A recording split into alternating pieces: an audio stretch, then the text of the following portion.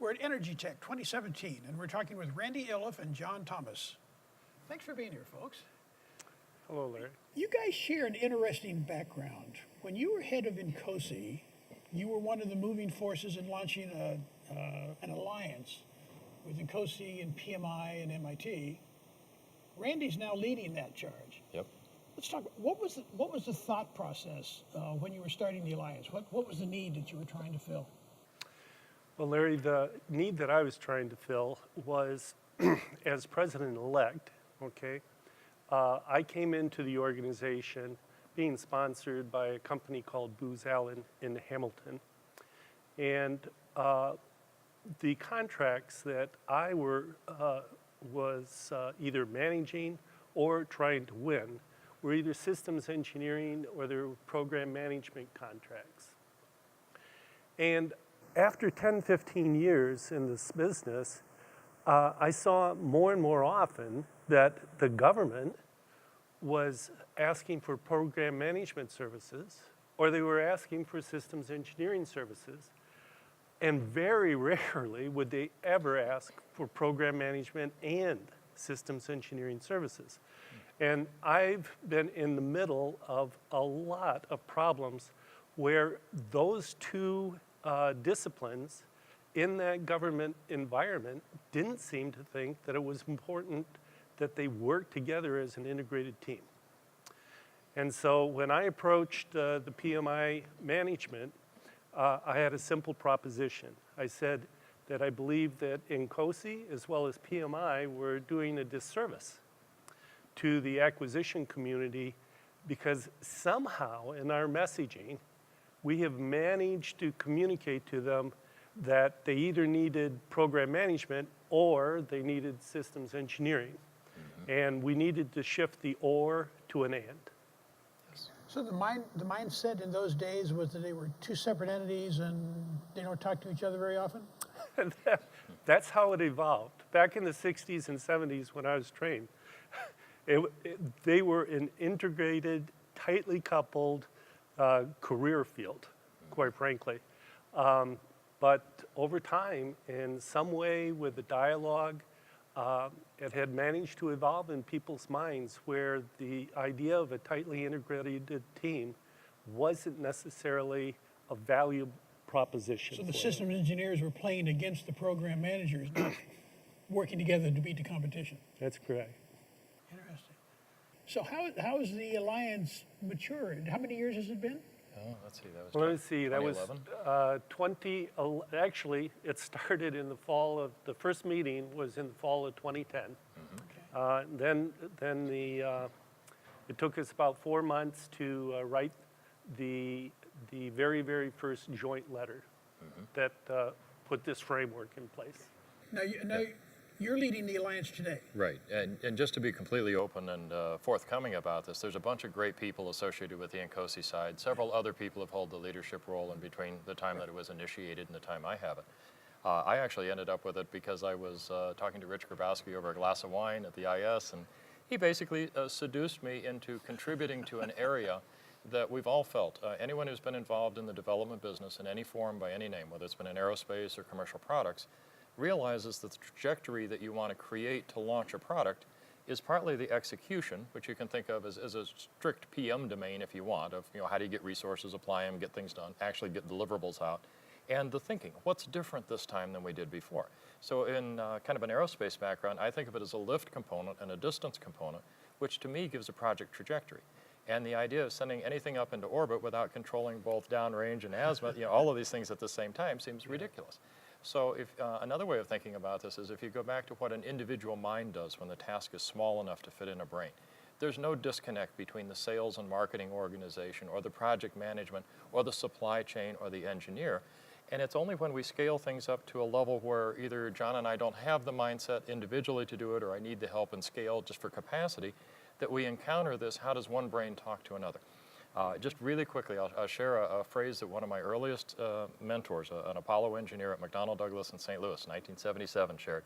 Said, imagine a room full of Cray supercomputers, all talking to each other via Navy semaphore flags.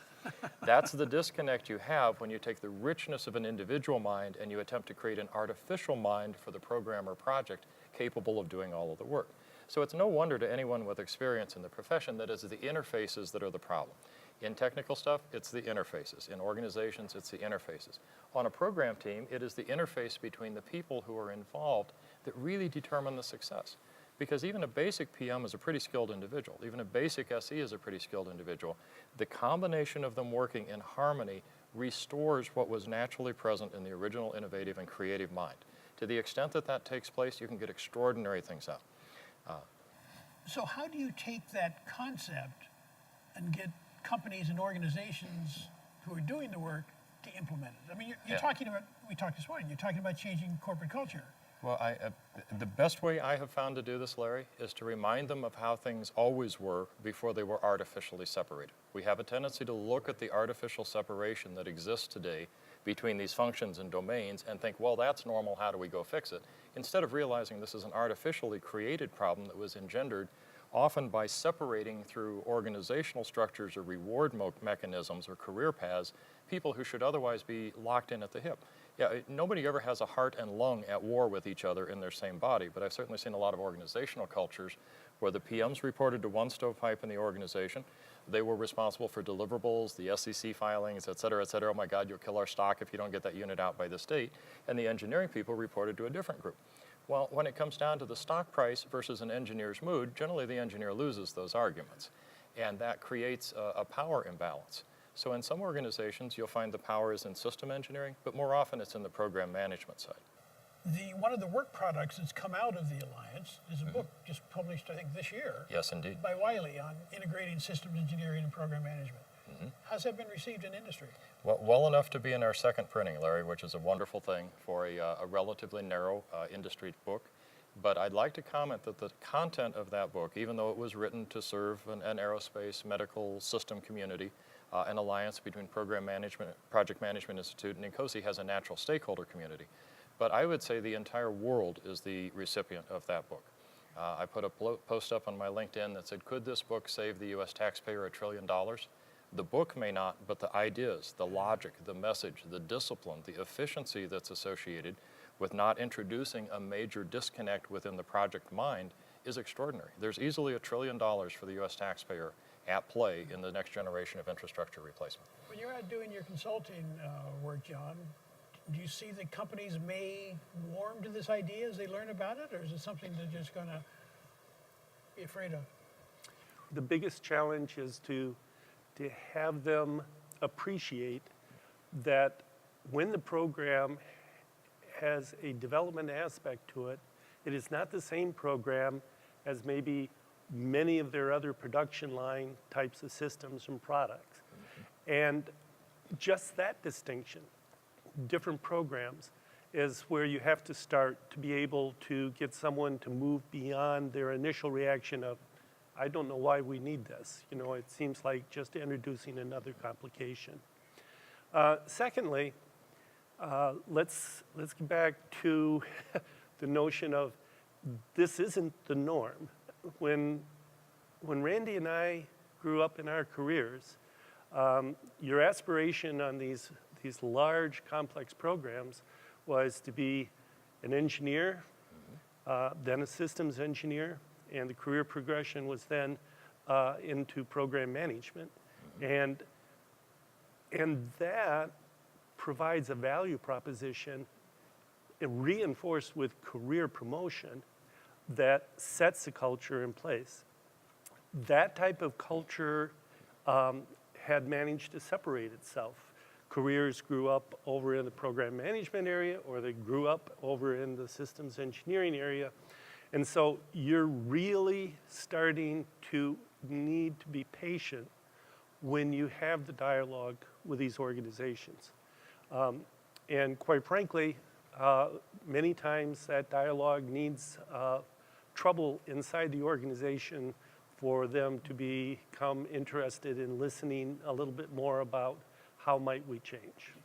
One last question. How does being active, you're on a panel this afternoon. Randy's been very busy working the convention. What's the advantage of, or how does an event like EnergyTech 2017 help move the needle on this integration of the two functions? I'll take a shot at that. I mentioned earlier that the communication between minds is the single biggest either limitation or leverage enabler. When you can bring subject matter experts into a single environment like this, as John has done with the EnergyTech conferences, you create an emergent property, to borrow from the system engineering speak, that's not available anywhere else. There is an excitement, an energy, a validation, a confirmation that exists only within a community of like-minded people. And yet this community is rich enough and diverse enough that you don't simply hear the same things back again. So you're in an environment that is richly seeded with opportunity. In the span of a few days, you can take advantage of that, and I know I've got at least a dozen initiatives that will come out of just the time I've spent here. Thanks for talking with us, gentlemen. Pleasure. welcome. Thank you, Larry.